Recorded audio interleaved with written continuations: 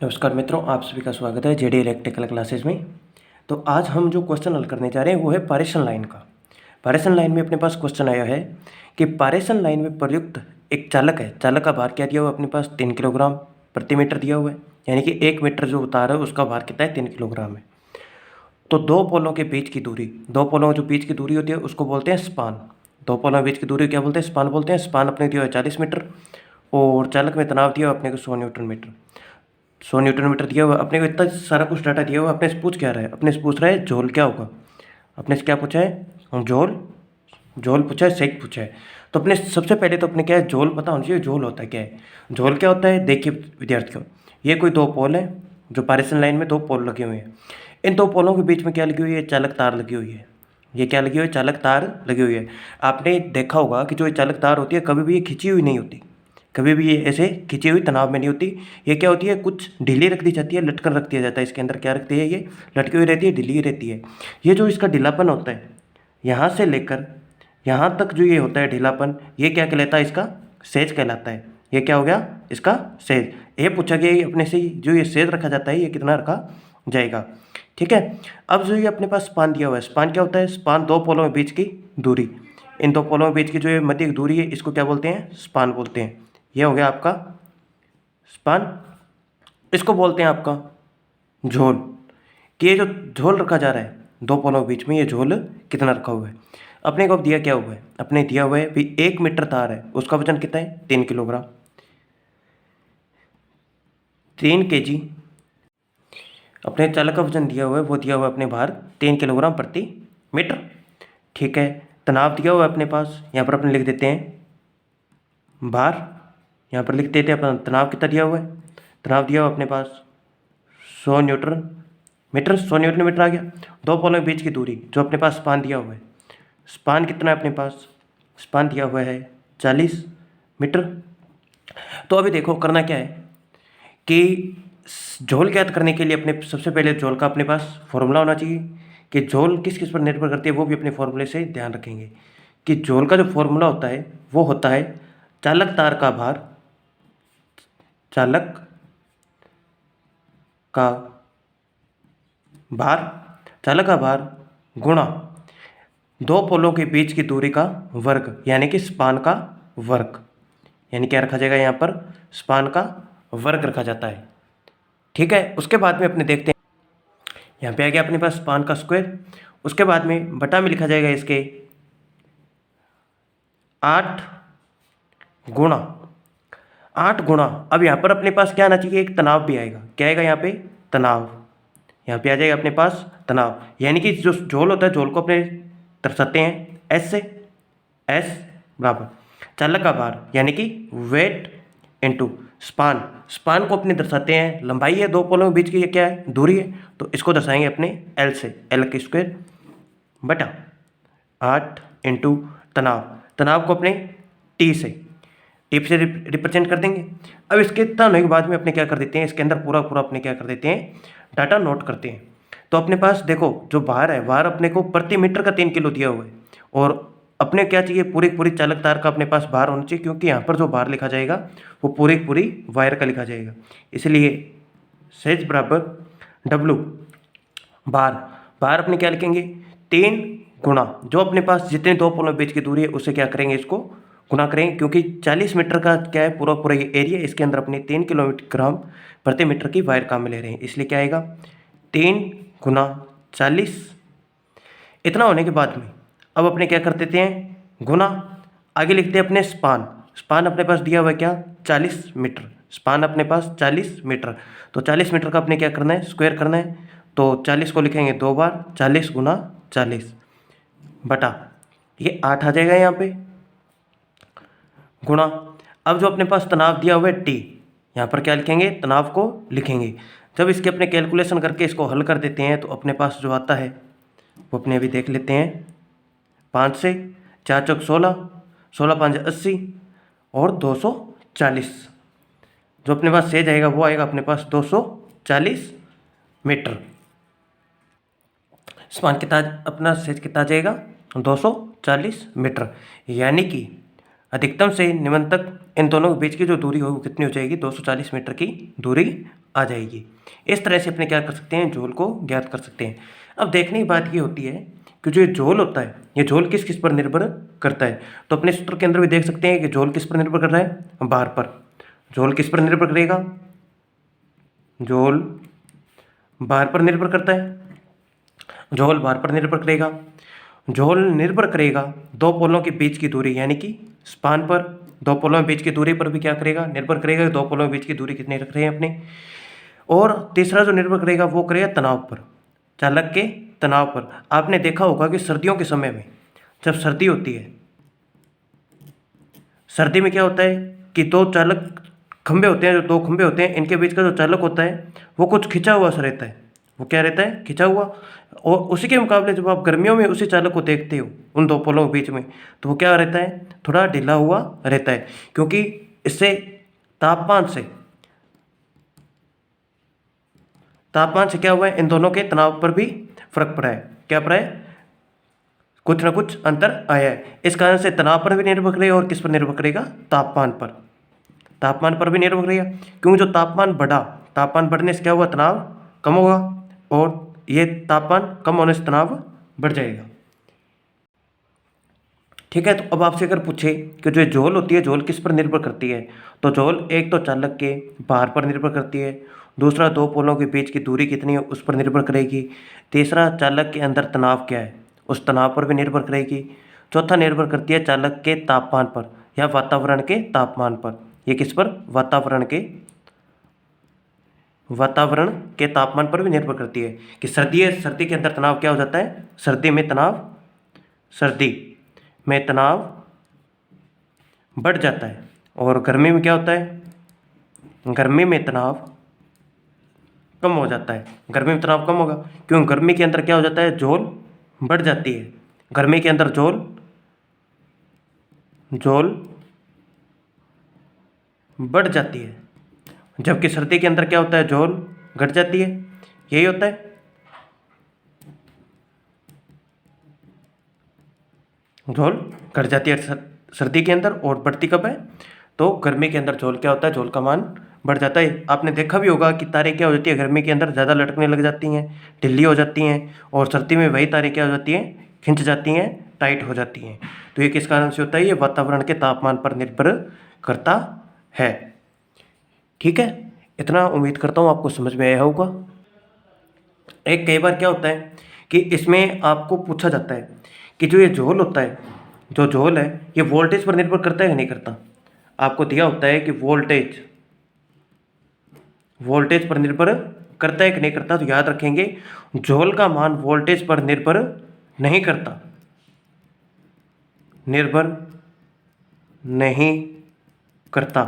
Voltage पर झोल निर्भर नहीं करती है। वोल्टेज हाई है या फिर लो, ये झोल निर्भर नहीं करेगी, क्योंकि जो झोल होता है, झोल चालक के वजन पर, दो पोलों के बीच की दूरी पर और तनाव पर और तापमान पर निर्भर किया जाता है। ठीक है, इन पर ये निर्भर करेगा। अगर क्या हुआ कि भार ज़्यादा है, भार क्या है, ज़्यादा, तो झोल भार के क्या है, देखो समानुपात में है। इसके क्या आ जाएगा, अगर भार ज़्यादा है तो झोल ज़्यादा रखना होगा, स्पान ज़्यादा है तो झोल ज़्यादा रखना होगा। अगर तनाव ज़्यादा है तो क्या होगा, झोल कम होगा। अब देखो इधर सर्दी में क्या था, सर्दी के अंदर आपका तनाव अधिक हो रहा है क्योंकि झोल घट रही है, तो ये क्या हो जाएगी, इसके व्युत्क्रमानुपात में हो जाएगी।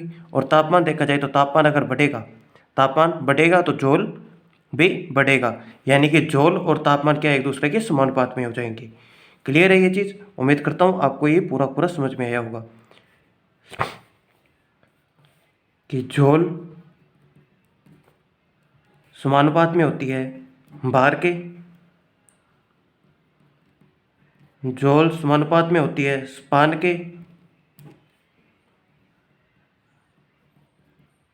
झोल विलोमानुपात में होती है तनाव के, और झोल समानुपात में होती है तापमान की। ठीक है, अगर आपसे कोई पूछे तो इतना हो जाएगा। और झोल वोल्टेज पर कभी भी निर्भर नहीं करेगी, वोल्टेज के मान पर से इसका कुछ भी लेन देना नहीं होता। आपके पास ऐसा कभी भी क्वेश्चन है तो इसके लिए आपको जो आवश्यकता होगी वो होगी इसके सूत्र की। इसलिए सूत्र को आप अच्छे से याद करके रखें, इसको नोट अवश्य कर लें, क्योंकि ऐसा क्वेश्चन आपको बार बार परीक्षाओं के अंदर देखने को मिल ही जाता है। और इसके लिए अपने को ये सूत्र पूरा पूरा याद होना चाहिए। सूत्र के सिवाय अपने पास ये भी पता होना चाहिए भी जो झोल होती है किस किस पर निर्भर करती है। झोल होती क्या चीज़ है? झोल होती है, ये क्या होता है, इसका पूरा पूरा खिंचा हुआ चालक, और ये इसके चालक में ढील।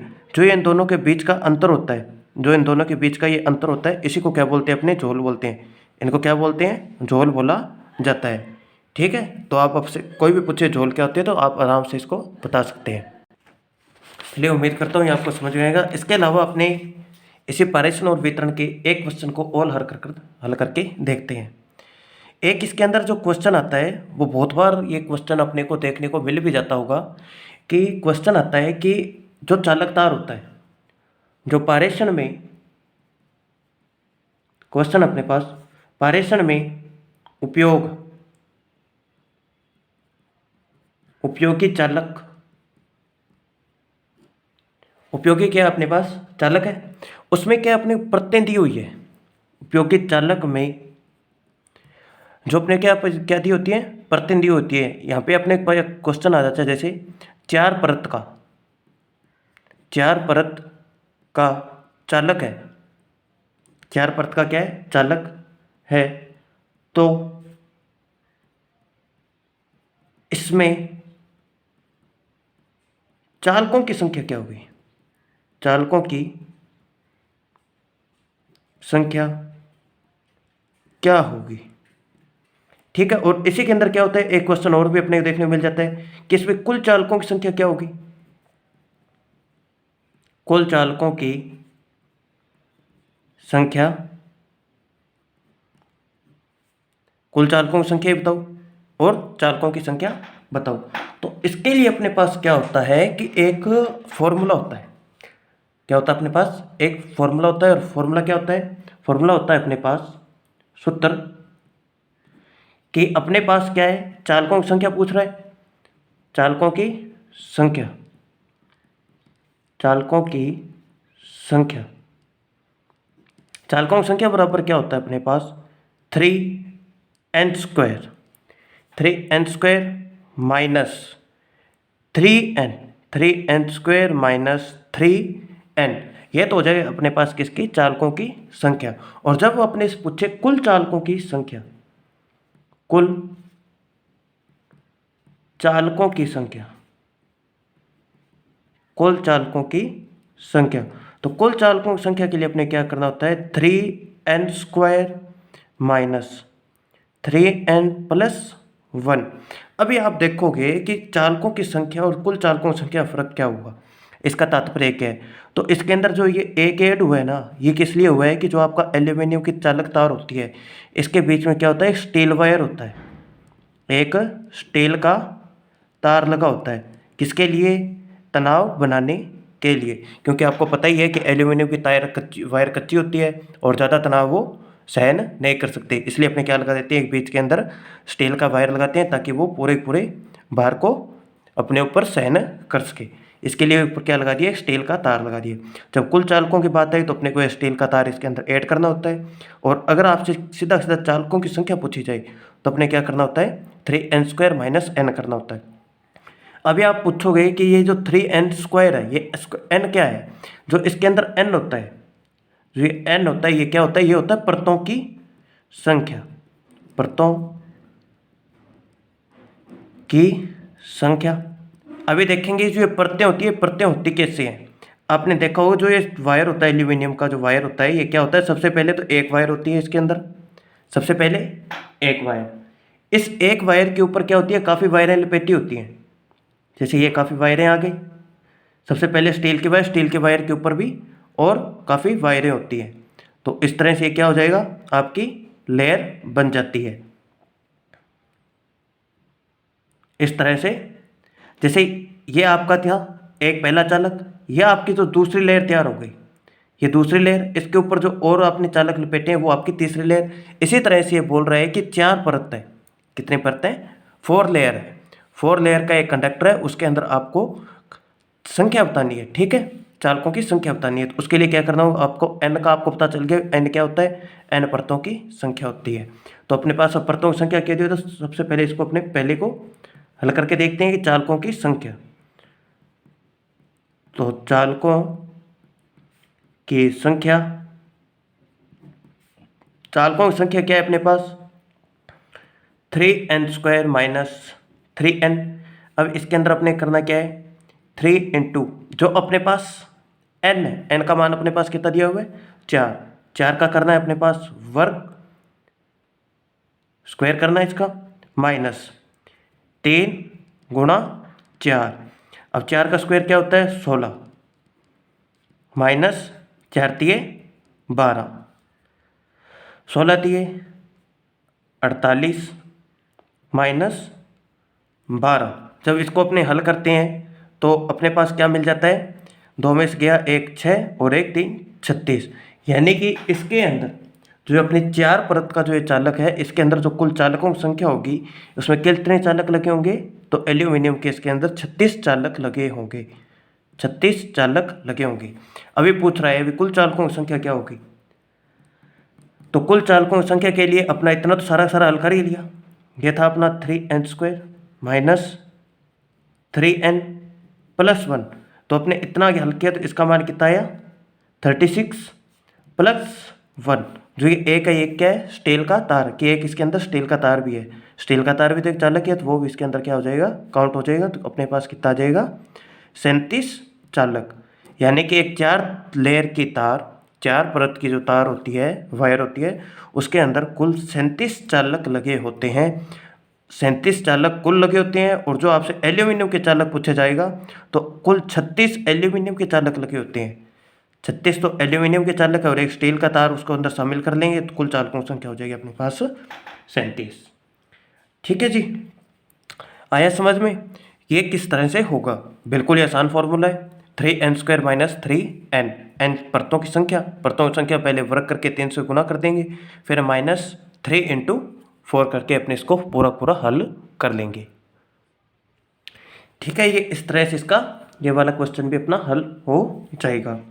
अभी क्या है ना कि एक क्वेश्चन मैंने कल एक वीडियो बनाया था पारेषण और वितरण में डिस्क इंसुलेटर का, डिस्क इंसुलेटर का कल एक वीडियो बनाया था। इसमें डिस्कों की काउंटिंग कैसे करते हैं अपने, तो उसके बाद में है ना, उससे एक क्वेश्चन और बन जाता है कि किसी पोल पर, कि क्या है, कोई पोल है, कोई पोल पर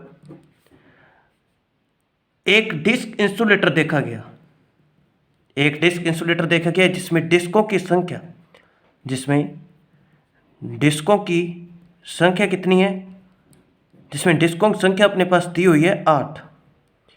क्या था कि मैंने किसी एक पोल को देखा, मान लीजिए ये एक पोल था, इसके ऊपर ये आर्म भुजा के ऊपर ये एक डिस्क इंसुलेटर लगा हुआ था, 1 2 3 4 5 6 7 और 8, 1 2 3 4 5 6 7 8। मैंने डिस्क को गिना, कितने डिस्क थे, 8 डिस्क लगे हुए हैं। तो क्या मैं इससे पता लगा सकता हूँ कि जो ये आपके यहाँ से एक लाइन जा रही है, इस लाइन में कितनी वोल्टेज प्रवाहित हो रही होगी, कितनी वोल्टेज प्रवाहित हो रही होगी। तो जी हाँ, मैं इससे पता लगा सकता हूँ। कैसे, कि जो ये अपने पास डिस्क दी हुई है, जो अपने पास डिस्क दी हुई है, हमेशा याद रखना है कि जब भी अपने पास कुल डिस्क देख लें अपने वे इतनी डिस्क लगी हुई है, तो इसमें सबसे पहला काम क्या होता है, एक को माइनस करना होता है, एक क्या करना होता है, घटाना होता है। इसमें क्या करो, एक को कम कर दो। क्यों करना है, क्योंकि जो एक डिस्क लगी होती है वो सेफ्टी फैक्टर के तहत लगी होती है, सेफ्टी फैक्टर, सेफ्टी फैक्टर के तहत अपने क्या लगा देते हैं, एक डिस्क एक्स्ट्रा लगाई जाती है। ये क्या होती है, एक अधिक लगाई जाती है, अधिक लगाई जाती है, एक अधिक लगाई जाती है, एक अधिक निकल गया। ठीक है, अब मेरे पास कुल डिस्क कितने बच गई, 8 माइनस 1, कितनी डिस्क बच गई, 7 डिस्क बची है। तो 7 डिस्क बच गई। अब आपको पता होगा कि जो अपने डिस्क होती है, अपने पास डिस्क होती है वह हमेशा ही फेज वोल्टेज पर निर्भर करती है। तो जो इसका फॉर्मूला होता है वो फॉर्मूला लिख देते हैं पहले तो। डिस्कों की संख्या बराबर क्या होता है, फेज वोल्टेज, फेज वोल्टेज बटा में फेज वोल्टेज बटा में 11, फेज वोल्टेज बटा में क्या आ जाएगा, इसके 11 आ जाएगा। अब अपने क्या होता है कि जो यहाँ से लाइन जा रही है इसमें से हमेशा कौन सी वायर अपने वोल्टेज काउंट करते हैं, तो लाइन वोल्टेज, लाइन वोल्टेज। तो लाइन वोल्टेज ज्ञात करने के लिए क्या होता है, यहाँ पर एक √10 से गुना हो जाएगा इसको, फेज वोल्टेज बटा में 11 √3 नहीं। अपने क्या करना होता है कि लाइन वोल्टेज ज्ञात करनी है, तो लाइन वोल्टेज ज्ञात करने के लिए अपने क्या कर देते हैं, इससे 3 से भाग देंगे। तो डिस्कों की अपने संख्या कितनी दी हुई है, 7 अपने डिस्कों की संख्या दी हुई है। अब अपने क्या है, यहाँ पर फेज वोल्टेज नहीं ज्ञात करनी है, अपने ज्ञात करनी है कौन से, लाइन वोल्टेज। तो लाइन वोल्टेज के लिए अपने हमेशा ही क्या करते हैं कि आप देखेंगे, लाइन वोल्टेज के लिए अपने क्या कर देंगे, बराबर जो अपने पास क्या है लाइन वोल्टेज ज्ञात करनी है अपने को, तो VL बटा में 11 इंटू √3 करेंगे। √3 का मान होता है 1.732। तो ये अब लाइन वोल्टेज ज्ञात करने के लिए इधर ले आएंगे, लाइन वोल्टेज बराबर 7 इंटू 11 इंटू 1.732। जब अपने इसको हल करते हैं तो अपने पास मान आता है, इसको आप काउंट कर लेना, 133.36 के लगभग अपने पास इतना इसका मान आ जाता है। तो ये जो मान आया है कि अपने पता है कि जो ये पारेषण लाइनें होती हैं, जो ये पारेषण लाइनें होती हैं, इनका जो मानक होता है वो 133 पे तो होता नहीं है। तो 133 से अधिक कभी नहीं हो सकता, इससे अधिक कभी नहीं होगा, इससे कम ही होगा। 100 कम कितना हो सकता है, 132 kV की अपने क्या देखते हैं, पारेषण लाइनें देखते हैं। तो जो ये पारेषण लाइन होगी कितने kV की हो जाएगी, 132 kV की पारेषण लाइन हो जाएगी। तो इस तरह से अपने इसको डिस्कों की संख्या से लाइन वोल्टेज को ज्ञात कर सकते हैं। करना क्या होता है कि डिस्कों की संख्या अपने दी हुई है, डिस्कों की संख्या, और जो ये डिस्क का मान निकलता है फेज वोल्टेज पे निकलता है। फेज वोल्टेज तो अपने ज्ञात करनी नहीं, अपने करनी है लाइन वोल्टेज। लाइन वोल्टेज ज्ञात करने के लिए क्या करेंगे, √3 से इसको भाग करेंगे। √3 से भाग करने पर अपने जब इसको पूरा हल करते हैं तो अपने पास आता है 133.36, जो कि लगभग 132 के करीब करीब है। तो इससे अपने अनुमान लगा सकते हैं कि जो ये अपनी पारेषण लाइन जा रही है ये 132 kV की है, 132 kV की